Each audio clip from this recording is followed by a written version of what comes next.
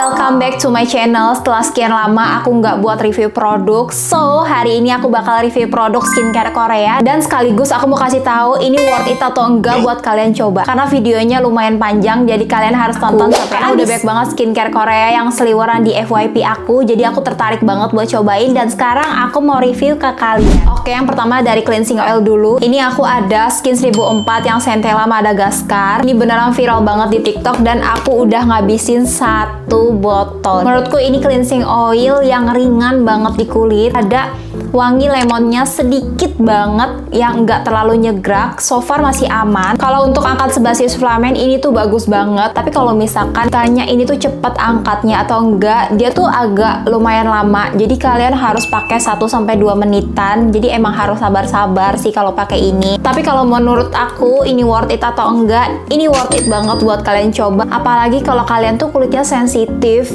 ini beneran worth it banget sih. Oke, next ini ada Heart Lift Pore Control Cleansing Oilnya dari Anua. Yang ini wanginya agak beda, dia tuh agak sedikit bunga-bunganya gitu, tapi sedikit banget, hampir nggak ada sama sekali. Ini menurutku buat angkat komedo yang benar-benar udah kering, dia tuh cepet banget buat ngangkatnya. Minusnya ini kalau misalkan dipakai tiap hari, dia agak nyumbat pori. Jadi kalau misalkan kalian mau pakai ini, mendingan kalian pakai aja kalau misalkan lagi ada make up baru kalian pakai. Tapi kalau misalkan nggak ada, menurut aku jangan tiap hari sih. Kalau menurut aku ini worth it dicoba atau enggak, ini menurut aku worth it banget. Next kita pindah ke cleanser. Ini aku ada Madagascar Centella Ampoule Foamnya dari Skin 1004 lagi. Ini beneran bagus banget. Aku udah ngabisin 2. Ini botol yang kedua aku. Tuh beneran buat jaga skin barrier tuh oke banget. Terus afternya tuh nggak bikin ketarik sama sekali. Walaupun dia teksturnya nih creamy, tapi beneran bikin lembab banget after kita pakai. Menurut aku worth it banget buat kalian coba. Next, sebenarnya aku tuh udah cobain cleansernya dari Anua yang warna hijau ini. Menurut aku bagus banget. Kalau buat kalian yang lagi ada komedo di hidung, tapi kalau misalkan buat jaga skin barrier menurut aku kurang karena dia tuh ada scrub kecil-kecilnya gitu. Menurut aku kalau kalian kulitnya lagi sensitif banget, saran aku jangan pakai sih karena dia tuh emang ada scrubnya itu tadi. Jadi kalau buat jaga skin barrier agak kurang. Afternya menurut aku dia tuh sama kayak Skin 1004, enak banget, bikin lembab, nggak bikin ketarik sama sekali. Tapi kalau misalkan menurut aku worth it atau enggak, kurang worth it sih karena kalian ribet gitu harus gonta-ganti cleanser. Oke, next aku lumayan cukup banyak banget nyobain toner dari Korea.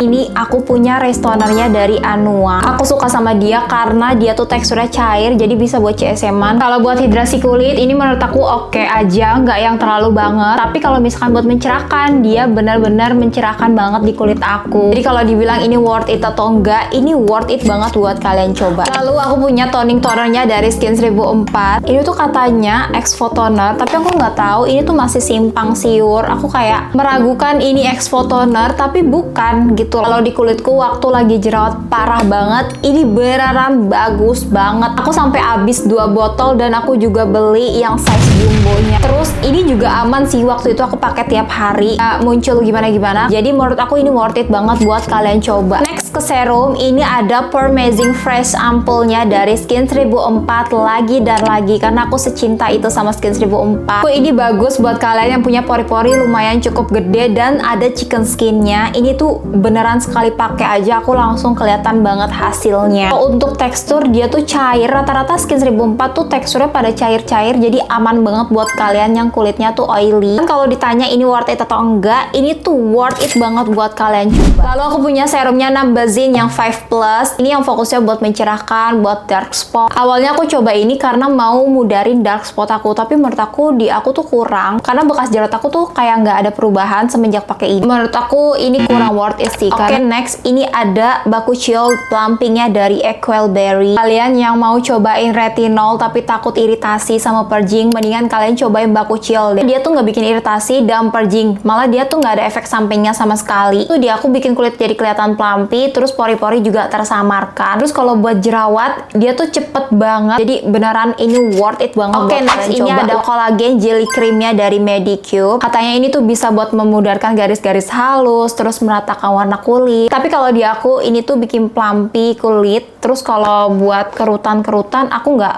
terlalu signifikan sih. Ini menurut aku juga worth it banget buat kalian cobain. Oke, next ini ada sunscreennya dari Skin 1004 yang Hialusica. Ini kalau di aku tuh langsung muncul beruntusan sama Close Komedo. Padahal enak banget, teksturnya cepet banget meresap, terus nggak bikin white cast sama sekali. Tapi menurut aku ini kurang worth it buat kalian coba. Banyak banget produk lokal yang beneran bagus dan teksturnya tuh mirip sama kayak Skin 1004 ini. Oke, itu dia produk-produk viral yang seliweran di FYP aku. Sebenarnya masih banyak banget produk yang belum aku bahas, tapi kalau misalkan kalian mau aku next bikin part 2, kalian komen aja di bawah. Ini berdasarkan pengalaman pribadi aku. Jadi kalau misalkan nggak cocok di aku, belum tentu nggak cocok di kalian. Bisa jadi kalian malah cocok banget. So ya, itu dia video dari aku. Semoga membantu buat kalian cari skincare Korea. Segitu dulu video dari aku. Bye-bye!